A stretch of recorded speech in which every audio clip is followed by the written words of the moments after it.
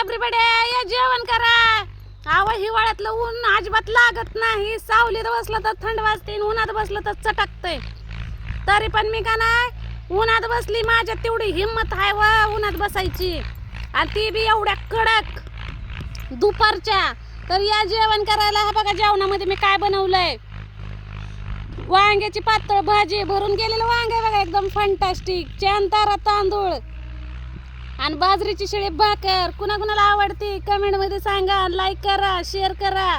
अहो गावरान वांग बनवलंय मी, गावरान घरी लावलेल्या झाडांची वांगी आहे ती, बिना औषधाची. आणि बाजरीची भाकरी शिळे आहे बघा रातची.